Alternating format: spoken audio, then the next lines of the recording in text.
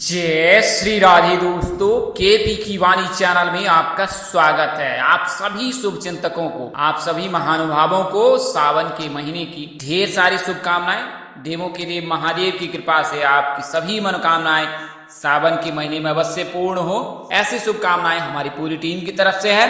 दोस्तों, सावन का महीना देवों के देव महादेव को समर्पित होता है। इस महीने में आप जितनी शिव जी की सेवा और पूजा करेंगे, आपको उससे अधिक फल प्राप्त होगा। यह महीना ही महादेव को प्रसन्न करने का होता है और महादेव केवल जल चढ़ाने से भी प्रसन्न हो जाते हैं। शास्त्रों में ऐसा निहित है कि महादेव श्रद्धा भाव को देखते हैं। अगर आप इच्छा शक्ति से महादेव को केवल जल अर्पित करते हैं तो भी महादेव प्रसन्न हो जाते हैं। इसके लिए कहा गया है कि महादेव को सावन के महीने में जलाभिषेक करना श्रेष्ठकर होता है। अगर आप शास्त्र पढ़ेंगे तो आपको ज्ञात होगा कि चीरकाल में जब समुद्र मंथन हुआ तो उस समय समुद्र मंथन के दौरान जो है विष का घड़ा बाहर आया और उसे भगवान शिव ने अपने गले में धारण किया। और जब गले में विष के चलते जलन होने लगी, पीड़ा होने लगी, तो भगवान शिव के ऊपर जलाभिषेक किया गया, गंगा जल से दुग्धाभिषेक किया गया, दूध से। और इसके पश्चात भगवान शिव ने चंद्रमा को अपने शीश पर धारण किया। तब जाकर उन्हें गले की जो जलन है, यानी कि विष पान करने से जो गले में जलन हो रही थी,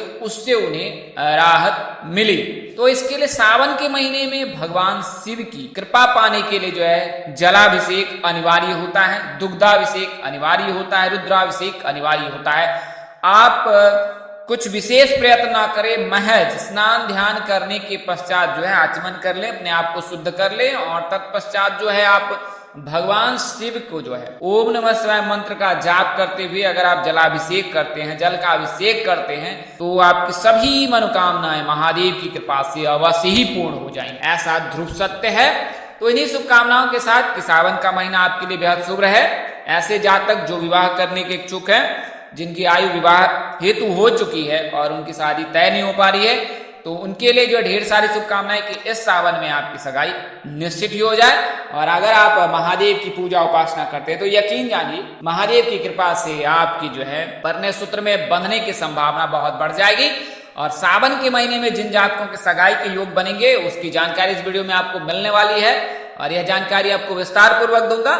हालांकि आपको बता दें कि आपको इस वीडियो में मेष राशि से लेकर मीन राशि के सभी राशि के जातकों के बारे में विस्तार से बताऊंगा और यह भी बताऊंगा कि आपकी शादी किस नाम से हो सकती है, किस दिशा में हो सकती है, कितनी दूरी पर हो सकती है। इसके अलावा यह भी बताऊंगा कि आप शीघ्र विवाह के लिए क्या करना चाहिए। तो बिना वक्त गवाए आइए अब वीडियो में आगे बढ़ते हैं। तो जैसा कि आप सब जानते हैं, केपी की वाणी एकमात्र ऐसा चैनल है जिस पर विवाह संबंध की जानकारी विस्तार पूर्वक दी जाती है। इसमें ए से लेकर जेड तक विवाह की सभी प्रकार की जानकारी दी जाती है। इसके अलावा अगर आपके मन में कई प्रकार के सवाल भी रहते हैं, उनके भी जवाब दिए जाते हैं। तो अगर आप सभी जगह से ज्योतिषी सलाह लेकर भी थकार चुके हैं या थकार गई हैं और कोई फायदा नहीं हुआ है, तो आप एक बार अवश्य ही केपी की वाणी से संपर्क करें। आप इस चैनल के माध्यम से अपने विवाह की संपूर्ण जानकारी प्राप्त कर सकते हैं कि आपकी शादी कब होगी, कहाँ होगी, कैसे होगी, किससे होगी, किस दिशा में होगी, कितनी दूरी पर होगी, किस नाम से होगी, किस राशि से करनी चाहिए,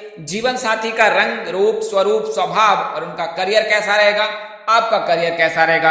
अगर आप लव मैरिज करना चाहते हैं तो माता पिता की सहमति मिलेगी कि नहीं मिलेगी, ससुराल में घर द्वार कैसा होगा, सास ससुर का स्वभाव कैसा होगा, पति कितना पढ़ा लिखा होगा, पत्नी कितनी पढ़ी लिखी होगी, शादी अपनी जाति अपने धर्म में होगी या विशेष समुदाय में होगी, किसी अन्य अंतरजातीय विवाह के योग बनेंगे, संतान योग, कितने पुत्र अथवा पुत्री की प्राप्ति होगी, विवाह उपरांत आपका जो है महादशा के आधार पर कैसा जीवन रहने वाला है, सास ससुर का स्वभाव कैसा रहेगा, घर द्वार कैसा रहेगा, पति सरकारी नौकरी वाला होगा या प्राइवेट या निजी कंपनी में कार्यरत होगा या कारोबारी होगा। तो ये तमाम तरह की जानकारी जो है आप केपी की वाणी से संपर्क कर जानकारी प्राप्त कर सकते हैं। हमारा संपर्क नंबर 8521835670 है, 8521835670। इस नंबर पर आप संपर्क कर सकते हैं फोन कॉल के जरिए, व्हाट्सएप के जरिए या फिर सामान्य संदेश के जरिए और पूरी जानकारी आपको मिल जाएगी। अगर आप कुंडली मिलान कराना चाहते हैं तो भी आपका स्वागत है, आप कुंडली मिलान भी करा सकते हैं और विवाह संबंध की जानकारी प्राप्त कर सकते हैं कि आपका वैवाहिक जीवन कैसा रहने वाला है। जैसा कि आप सबको पता है कि विवाह एक न एक दिन निश्चित होना है। अगर अच्छे कर्म करते हैं तो विवाह निश्चित हो ही जाएगी, किंतु विवाह उपरांत वैवाहिक जीवन सुखमय बीतना बहुत ही आवश्यक होता है। और जब आप कुंडली मिलान करा लेते हैं, अगर कोई दोष लगता है तो उसका निवारण करा लेते हैं, तत्पश्चात जो है वैवाहिक जीवन बहुत ही सुखमय बीतता है। तो आप अवश्य संपर्क करें। आइए अब वीडियो में आगे बढ़ते हैं। तो सावन के महीने में आपको विशेष उपाय क्या करना है पहले वह जान लेते हैं, और तत्पश्चात आपको उन 5 राशियों के भी बारे में बताऊंगा, और मेष से लेकर मीन राशि तक, मतलब ए से लेकर जेड तक सभी राशियों के बारे में आपको वीडियो में जानकारी दूंगा, और ग्रह राशि परिवर्तन के आधार पर भी बताऊंगा कि किस प्रकार योग है। अगर जिन जातकों को ज्ञात नहीं है, जिन जातकों की कुंडली नहीं बनी है, उनके लिए जन्म तिथि के हिसाब से मैं वीडियो में जानकारी दूंगा। तो सावन का महीना जो है भगवान शिव के लिए जो है विशेष महत्व रखता है, यानी शिव भक्त के लिए विशेष महत्व रखता है, क्योंकि इस महीने में भगवान शिव और माता पार्वती धरती पर विराजते हैं, और अगर आप सच्ची श्रद्धा से उनकी पूजा उपासना करते हैं तो आपकी सभी मनोकामनाएं अवश्य पूर्ण होती हैं। चूंकि इस चैनल पर आपको केवल विवाह और सगाई संबंध की जानकारी दी जाती है, तो पहले मैं आपको विवाह के बारे में उपाय बता देता हूं। तो 16 सोमवार व्रत के बारे में आपने सुना ही होगा, अन्य ज्योतिष से भी आपने सुना होगा, कई अन्य माध्यमों से भी यह जानकारी प्राप्त की होगी। तो आपको बता दें कि यह व्रत बहुत अनिवार्य होता है अविवाहितों के लिए, और ये इस व्रत को लड़के और लड़की दोनों ही कर सकते हैं। इसमें ऐसा कोई विधान नहीं है कि केवल लड़कियां ही कर सकती हैं, लड़के भी कर सकते हैं, क्योंकि शिव जी की कृपा युवक और युवतियों दोनों पर पड़ती है। तो अगर आप शिव जी की पूजा उपासना करते हैं, सोमवार का व्रत रखती हैं, तो इससे शुक्र मजबूत होता है। शुक्र सुख सौभाग्य का कारक होता है, विवाह का कारक होता है, और जिस जातक की कुंडली में शुक्र मजबूत होता है उसके शीघ्र शादी के योग बनते हैं, खासकर लड़कों के लिए। तो अगर आप अविवाहित युवक हैं, सावन के महीने में शिव जी की पूजा उपासना अवश्य करें, साथ ही सावन सोमवार का व्रत करें। अगर कुंडली में अशुभ ग्रह का प्रभाव है तो आप जल में काले तिल मिलाकर जो है शिवलिंग पर चढ़ाएं, इससे जो है अशुभ ग्रहों का प्रभाव छीन हो जाता है। इसके अलावा जो है आप जलाभिषेक अवश्य करें, जैसा कि मैंने आपको बताया है। जलाभिषेक करने के लिए जल से अभिषेक करना, यानी जल का अर्घ देना। अगर आप शिव जी की सावन के महीने में रोजाना शिव जी को जल का अर्घ देते हैं तो शिव जी की कृपा आप पर अवश्य बरसेंगी। अगर आप गंगा जल से अभिषेक करते हैं तो अति उत्तम है, और अगर सुविधा है यथाशक्ति तथा भक्ति भाव से, अगर आपके पास अर्थ की कमी नहीं है तो दुग्धाभिषेक भी करें, इससे चंद्रमा भी मजबूत होगा, भगवान शिव भी प्रसन्न होते हैं, और दुग्धाभिषेक करने से जो है जातक की मनोकामनाएं अवश्य पूर्ण होती है। तो आप दुग्धाभिषेक भी कर सकते हैं। इसके अलावा सुगंध, शहद और सुगंध डालकर भी भगवान महादेव का जो है अभिषेक कर सकते हैं, इससे भी प्रसन्न होते हैं। सुगंध यानी इत्र, तो आप जल में जो है शहद, इत्र, खुशबू, सफेद फूल आदि डालकर जो है आप महादेव का अभिषेक करें, और इस समय ओम नमः शिवाय मंत्र का जाप करें। आप बस इस प्रयास से भी जो है भगवान शिव को मना सकते हैं, और आपकी सभी मनोकामनाएं पूर्ण हो सकती है। शीघ्र शादी सगाई के योग बनने लगेंगे। नाना प्रकार के दोष लगे होंगे, अगर आप शिव जी के शरण चरण में रहेंगे तो नाना प्रकार के दोष लगे रहेंगे, तब भी आपका शुभ कार्य अवश्य ही होगा, सभी बिगड़े काम अवश्य बन जाएंगे। अगर आप शिव जी का स्मरण मात्र करते हैं उससे भी जो है बिगड़े काम बन जाते हैं। तो आप सावन के महीने में ओम नमः शिवाय मंत्र का जाप करें। इसके अलावा अगर पर्याप्त समय तो शिव चालीसा का पाठ करें, शिव तांडव स्तोत्र का पाठ करें, शिव आरती जो है उसका उच्चारण करें, पार्वती माँ की भी पूजा उपासना करें। अविवाहित लड़कियां जो है पार्वती माँ को सिंदूर अर्पित करें, और सिंदूर जो है अपनी ग्रीवा अथवा गर्दन यानी गर्दन और मस्तक पर लगाएं, इससे भी विवाह के योग बनते हैं। तो शीघ्र विवाह के लिए आप इन उपायों को कर सकते हैं, कर सकती हैं। इसके अलावा जो है शिव जी की विधिवत पूजा करें, सामान्यतः जिस तरह आपसे सामान्य दिनों में करते हैं उससे भी बाबा प्रसन्न हो जाते हैं। आइए अब मेष से लेकर मीन राशि के बारे में बता देता हूं। तो अगर आपकी राशि मीन है, प्रथम क्रमशः जो है अगर आपकी राशि मेष है, अगर आप मेष राशि के जातक हैं, आपकी आयु 22 वर्ष से लेकर 27 वर्ष के मध्य है, तो यह समय आपके लिए विवाह के लिए उपयुक्त तो होता है। ज्योतिषों की माने अगर जन्मदिन से तो 22 से लेकर 27 वर्ष के मध्य जो है मेष राशि के जातक के सगाई शादी होने के योग रहते हैं। तो अगर आपकी कुंडली नहीं बनी है, 22 से लेकर 27 वर्ष के मध्य आपकी आयु है, तो समय शुभ है, किसी भी समय में आपकी सगाई और शादी तय हो सकती है। सावन के महीने में आप शिव जी की पूजा उपासना करें, शिव जी को जल में जो है सफेद फूल डालकर रोजाना अर्घ दें, इससे भी जो है शुक्र मजबूत हो जाएगा। बात करें नाम की तो अन्य वीडियो मैंने बताया, इस वीडियो में बता देता हूँ। पी नाम के जातक, आर नाम के जातक या एम नाम, आपका जो होने वाला जीवन साथी होगा इसी नाम से होगा, पी नाम से हो या आर नाम से हो या एम नाम से हो। आप इसमें हिंदी रूपांतरण के हिसाब से नाम समझ सकते हैं कि पी नाम से कौन कौन से जातक होते हैं, आर नाम से कौन कौन से जातक होते हैं, एम नाम से कौन कौन से जातक होते हैं। तो पी आर एम नाम, इन्हीं नामों में से किसी जातक के साथ आप परिणय सूत्र में बंधने वाले हैं। हैं या बंधने वाली हैं। तो मेष राशि के जातक के लिए यह मैंने जन्मदिन से बताया। अब अगली जो राशि है वृषभ राशि, तो वृषभ राशि के अगर जातक है और आपकी जन्म कुंडली नहीं बनी है तो आपको बता दे 23 वर्ष से लेकर 29 वर्ष के मध्य जो है विवाह के योग रहते हैं इनके। कुल मिलाकर 7 साल का जो इनका विवाह का योग रहता है। 7 साल के मध्य इनकी शादी हो ही जाती है। अगर आप वृषभ राशि के जातक हैं और आपका 21 वर्ष से लेकर 29 वर्ष तक है तो इस दौरान आपकी शादी सगाई निश्चित ही हो जाएगी। बात करें सावन में क्या करें, तो सावन में जो है भगवान शिव को लाल फूल चढ़ाएं, जल में लाल रंग के पुष्प डालकर जो है हनुमान जी को आप अर्पित कर सकते हैं। हनुमान जी भी उनके ही अवतार हैं, उनके ही रूप हैं भगवान शिव के, तो आप भगवान शिव मंदिर जाकर भी भगवान शिव को अर्पित कर सकते हैं। अगर आसपास में हनुमान मंदिर है तो हनुमान जी को भी आप जल में लाल फूल रंग रख कर जो है अर्घ दे सकते हैं। इसके अलावा हनुमान जी को लाल सिंदूर अवश्य अर्पित करें। बात करें नाम की, तो टी नाम के जातक, एच नाम के जातक, पी नाम के जातक के साथ रिश्ते परिणय सूत्र में बंधने के योग बन रहे हैं। अगर आप वृषभ राशि के जातक हैं तो सावन में सगाई के योग बन रहे हैं जन्मदिन के हिसाब से, अगर आपकी राशि वृषभ है।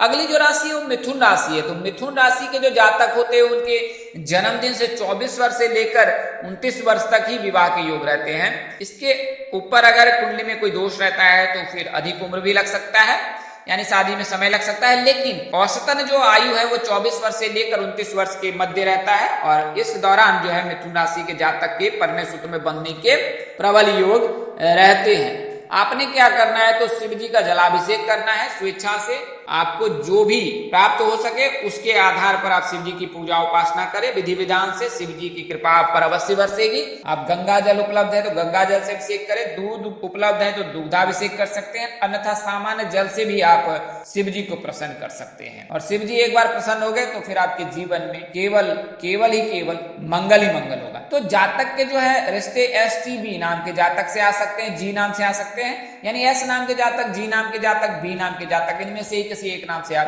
परिणय सूत्र में बन सकते हैं। अगली जो राशि है वो कर्क राशि है। तो अगर आपकी राशि कर्क है और जन्मदिन आपको ज्ञात है लेकिन आपकी कुंडली नहीं बनी है तो आपको बता दें कर्क राशि के जातक के जो औसतन शादी की जो उम्र होती है वो 25 वर्ष से लेकर 30 वर्ष तक होती है। और अगर आपकी आयु 25 वर्ष से 30 वर्ष के मध्य है तो फिर आपके लिए शुभ योग है और इस दौरान आप परिणय सूत्र में बंध जाएंगे। सावन के महीने में आपने क्या करना है, जो है भगवान को जल में काले तिल मिलाकर जो है बिलपत्र मिलाकर अर्घ दें और इससे जो है जलाभिषेक करें। इससे भगवान से प्रसन्न होंगे और आपकी सारी मनोकामनाएं अवश्य पूर्ण होगी। बात करें नाम अक्षर की, यानी कि किस नाम से आपके परिणय सूत्र में बंधने के योग हैं, तो एस नाम के जातक, जी नाम के जातक, एम नाम के जातक, एल नाम के जातक के साथ आप परिणय सूत्र में बंध सकते हैं। अगली जो राशि है सिंह राशि, चूंकि शुक्र का राशि गोचर जो है सिंह में हो रहा है तो सिंह राशि के जातक सावन में सगाई के योग प्रबल है, 100% है सिंह राशि के जातक, कर्क राशि के जातक। और वैसे अगर आपकी कुंडली नहीं बनी हुई है, आप केवल नाम से जानकारी प्राप्त कर रहे हैं, तो 26 वर्ष से लेकर 31 वर्ष के मध्य जो है सगाई के योग रहते हैं सिंह राशि के जातकों के। आपने क्या करना है, तो जल में काले तिल मिलाकर शिवलिंग पर अर्घ देना है। अगर आपके पास पर्याप्त समय मिलता है तो शिव चालीसा का पाठ करिए, ओम नमः शिवाय मंत्र का 1 माला जाप अवश्य करें। रिश्ता किस नाम से आ सकता है या किस नाम से जो है आप परिणय सूत्र में बन सकते हैं, तो एस नाम के जातक, जी नाम के जातक, के नाम के जातक, एम नाम के जातक, ये 4 नाम के जातक आपके लिए उपयुक्त हैं। उनमें से किसी एक जातक के साथ आप परिणय सूत्र में बनने वाले हैं बाबा भोलेनाथ की कृपा से। अगली जो राशि वो कन्या राशि है। अगर जन्मदिन से आप कन्या राशि के जातकों के बारे में जानना चाहते हैं, वैसे मैं आपको बता दूं कन्या राशि के जातक की शादी में देर क्यों होती है, क्योंकि शुक्र जो है इनमें निम्न के होते हैं, नीच के होते हैं और शुक्र ही विवाह के कारक होते हैं, सुख के कारक होते हैं। इसके चलते कन्या राशि के जातक को कठिनाई होती है। बात करें जन्मदिन के हिसाब से तो 27 से लेकर 32 वर्ष के मध्य विवाह के योग बनते हैं। हालांकि जब 30 अक्टूबर को जो है तुला राशि से निकलकर केतु कन्या राशि में आएंगे तब जाकर इनके लिए योग बनेगा। लेकिन सावन में अगर आप शिव जी की पूजा उपासना करते हैं, शिव जी का जो है गन्ने के रस से जलाभिषेक करते हैं और ओम नमः शिवाय मंत्र का जाप करते हैं, तो उससे पूर्व भी आपके सगाई के योग बन जाएंगे सावन के महीने में। रिश्ता जो है ASD नाम के जातक से आ सकता है। इनमें से किसी एक जातक के साथ आप परिणय सूत्र में बंधने वाले हैं। अगली राशि तुला राशि है। तुला राशि के जातकों के जन्मदिन से 20 से लेकर 31 वर्ष के मध्य विवाह के योग रहते हैं।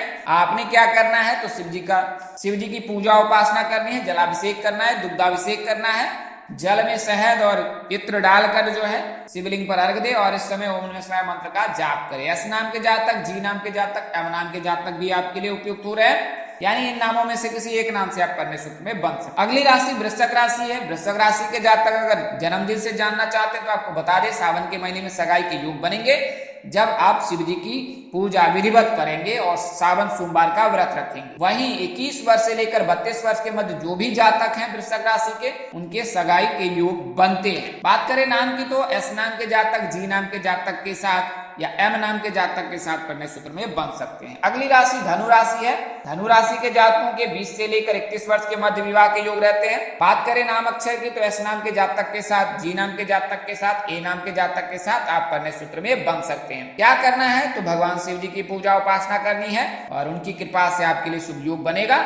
यथाशक्ति तथा भक्ति भाव से आप शिव जी की पूजा कीजिए, सारी मनोकामनाएं अवश्य ही पूर्ण हो जाएंगी। हालांकि सावन सोमवार का व्रत अवश्य रखें। मकर राशि और कुंभ राशि के तो आराध्य जो है शिव जी ही है, तो आप जितनी भी शिव जी की सेवा करें उतना कम है, क्योंकि आपके आराध्य शिव जी हैं, देवों के देव महादेव हैं। तो आप सब कुछ न्यौछावर करें, इनके शरण में रहें, सब कुछ इनके चरण में अर्पित कर दें और बाबा भोलेनाथ पर सब कुछ छोड़ दें। यकीन जानिए आपको बाबा की कृपा से जो आपके सभी बिगड़े काम बन जाएंगे और आपके विवाह के भी योग बनेंगे।